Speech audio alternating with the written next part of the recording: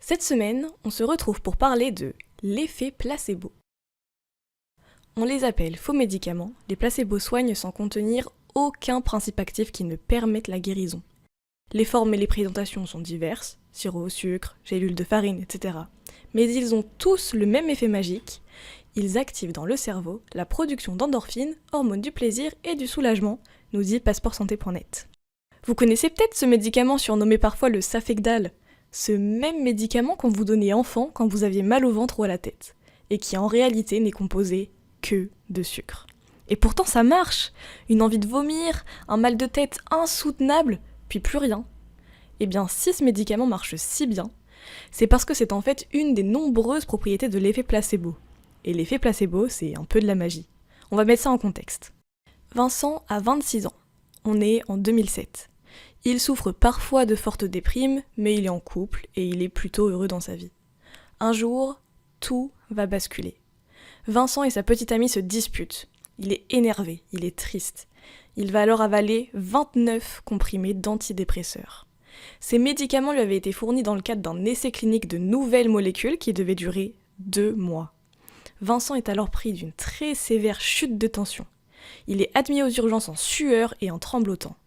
Le verdict tombe, il vient de faire une overdose de placebo. En fait, la substance qu'il a avalée était totalement neutre.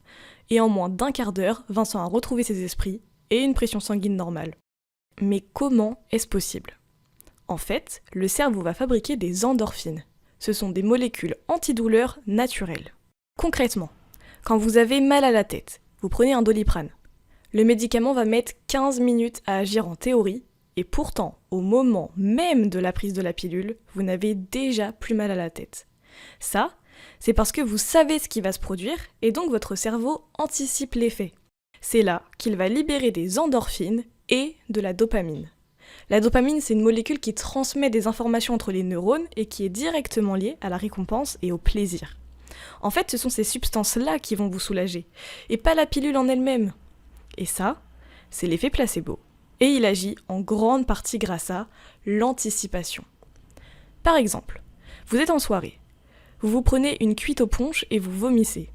Il est fort possible que les jours qui suivront cette soirée, vous ayez des nausées rien qu'en sentant l'odeur du rhum. Autre exemple un peu moins fun. Vous vous faites agresser dans un bus.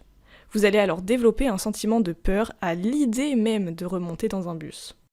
À partir du moment où vous vivez un événement marquant, votre cerveau va le garder en mémoire, et c'est ça l'anticipation. C'est en fait un type d'apprentissage qu'on appelle le conditionnement répondant. Il existe d'énormes différences d'efficacité du placebo d'un individu à l'autre.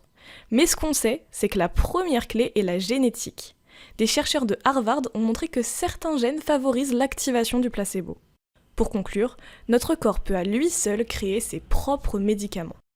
Vous l'aurez compris, le psychisme y joue un grand rôle.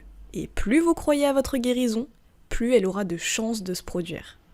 Mais ça, c'est une autre histoire, et c'est l'histoire de la chronique de la semaine prochaine.